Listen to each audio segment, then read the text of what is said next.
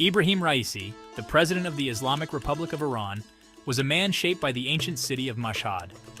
Born in 1960, he grew up in the shadow of the Imam Reza Shrine, a place of immense religious significance for Shia Muslims.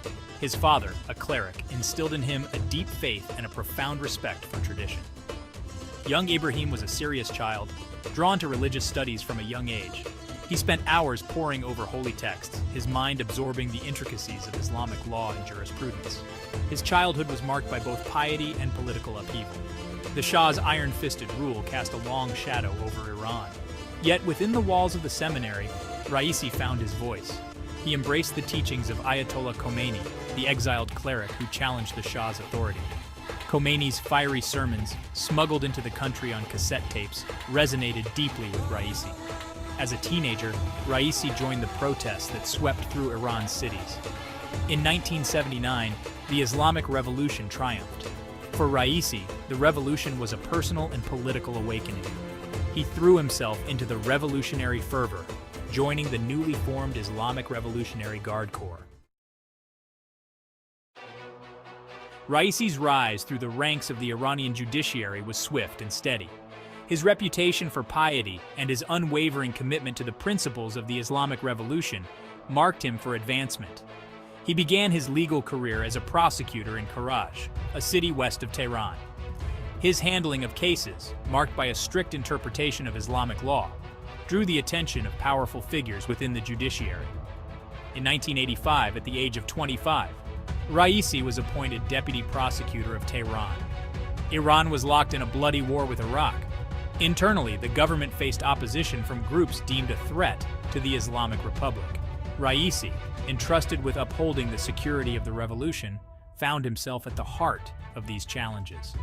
His role in the mass executions of political prisoners in 1988 remains a controversial chapter in his life. Human rights groups have accused him of crimes against humanity.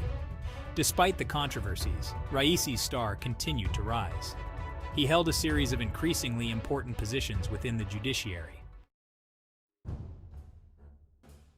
Raisi's ambition to lead Iran became evident in 2017 when he challenged the incumbent Hassan Rouhani in the presidential election. Rouhani, a pragmatist who had brokered the nuclear deal with world powers, represented a more moderate path for Iran.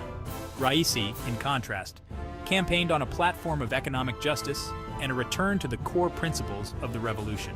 The election was closely contested. Rouhani ultimately prevailed, but Raisi's strong showing demonstrated the depth of support for his conservative message. In 2021, Raisi ran for president again. This time, the political landscape had shifted in his favor. The nuclear deal was unraveling. The economy was struggling under the weight of U.S. sanctions. And Rouhani was constitutionally barred from seeking a third term. Raisi, now a seasoned politician, ran a disciplined campaign, emphasizing his commitment to fighting corruption and improving the lives of ordinary Iranians. His victory, though widely anticipated, was decisive. President Raisi's tenure was marked by a complex interplay of internal and external pressures. The Iranian economy, battered by decades of sanctions and mismanagement, struggled to gain traction. Inflation soared, the currency plummeted, and unemployment remained stubbornly high. Popular discontent simmered, occasionally boiling over into street protests. On the international stage, Raisi adopted a more assertive posture. He denounced the United States as an unreliable negotiating partner and vowed to resist what he called maximum pressure sanctions. Nuclear talks stalled, and tensions with Israel escalated. Domestically, Raisi faced criticism from both ends of the political spectrum.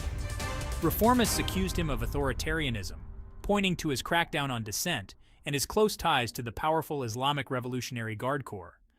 Hardliners, meanwhile, grew impatient with the slow pace of economic progress and urged him to take a tougher stance against the West. The crisp mountain air of the Alborz Mountains held a deceptive calmness. President Raisi, accompanied by a small entourage of aides and security personnel, was en route to a public engagement in the city of Amol.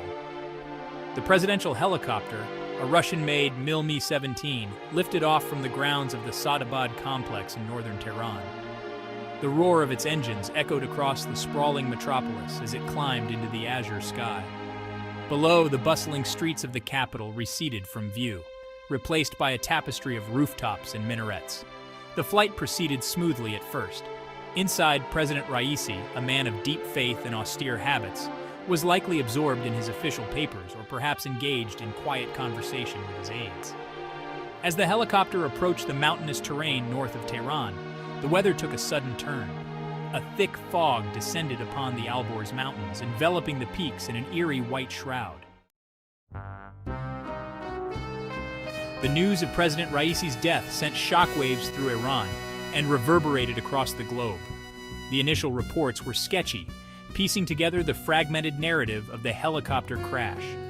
The nation mourned, united in grief and disbelief.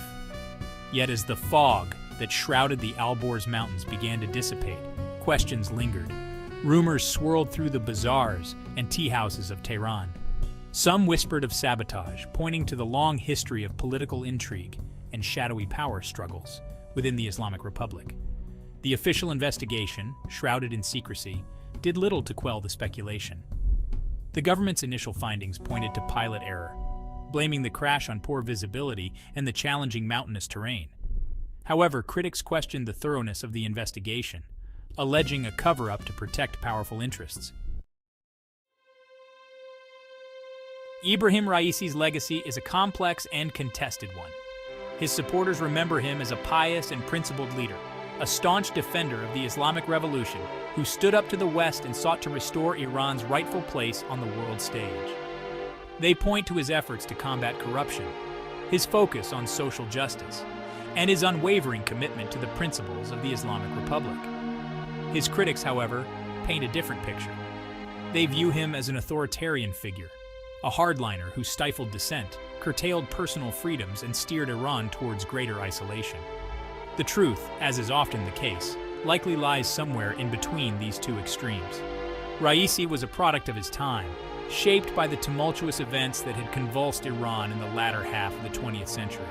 His presidency, cut short by tragedy, will be debated for years to come. The final flight of President Raisi serves as a stark reminder of the fragility of power and the enduring mysteries that often surround the deaths of those who wield it. Was it a tragic accident, a confluence of unfortunate circumstances? Or was it something more sinister, a calculated act of sabotage or assassination? The answers, like the wreckage of the presidential helicopter scattered amidst the rugged peaks of the Alborz Mountains, remain elusive. The official investigations, shrouded in secrecy, have failed to provide a definitive explanation, leaving behind a void filled with speculation, rumor, and unanswered questions. The enigma of Raisi's death continues to cast a long shadow over Iranian politics. It serves as a potent symbol of the deep divisions that persist within the Islamic Republic, the enduring legacy of past traumas, and the ever-present threat of violence that lurks beneath the surface of Iranian society. In the end, Ibrahim Raisi's legacy, like the circumstances of his death, may never be fully known.